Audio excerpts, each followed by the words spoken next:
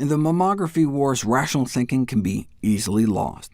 Yes, mammograms are big business, bringing in about $7 billion a year, but it'd be a bit too cynical to believe that the pushback from mammogram critics stems only from the self-interest of radiologists and breast surgeons whose daily bread depends on the continuation of routine mammogram screening. It just makes intuitive sense that mammograms should work, but that's why we have science, so we can put things to the test. We owe it to our patients to be evidence-based rather than faith-based. They deserve an objective analysis of the data. We've done a dismal job of accurately informing the public, and the question is why? Well, one reason is that the doctors themselves aren't informed. For example, a survey of radiologists found that 96% overestimated a middle-aged woman's risk of breast cancer.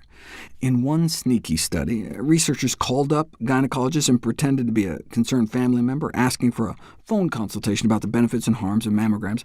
Although all the gynecologists appeared motivated and concerned with sufficiently answering our questions, they simply appeared to lack the information, as well as knowledge of how to communicate information on medical risk.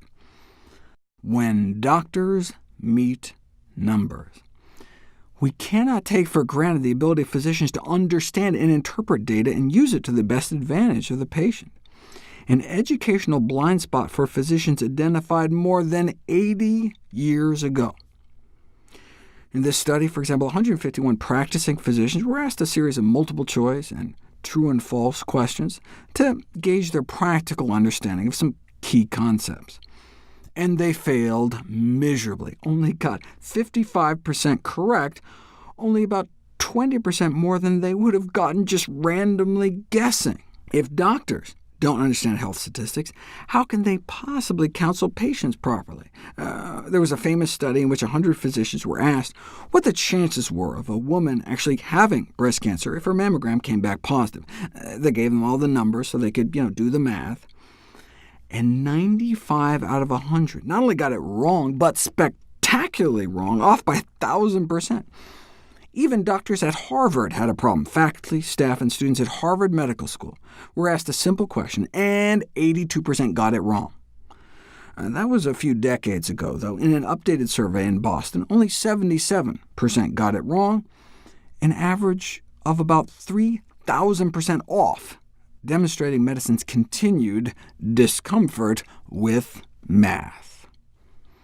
Only 12% of thousands of OBGYN residents were able to correctly answer two simple questions on medical statistics. What will the uninformed 88% of these residents say when their first patient asks about her chance of truly having breast cancer given a positive mammogram? And what's particularly frightening is that in some studies, those doctors most confident in their estimates were furthest away from the correct response, so they didn't even know that they didn't know. All these studies document the same phenomenon. A considerable number of physicians are statistically illiterate. That is, they do not understand the statistics of their own discipline. So when physicians say they don't have time to fully inform patients about the benefits and harms of a test, maybe that's a good thing, if they don't know what they're talking about. Instead, they may just talk about the benefits and skip the whole harms part, and so we shouldn't be surprised when 9 out of 10 women say, "Harms from mammograms? What harms?" while often greatly overestimating the benefits, whereas in fact the benefits and harms may be so evenly balanced that maybe we should just inform women and let them make up their own minds.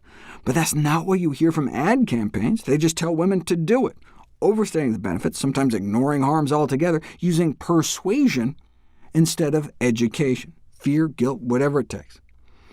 It's easy to sell screening, just magnify the benefit, minimize the harms, keep the actual numbers under wraps.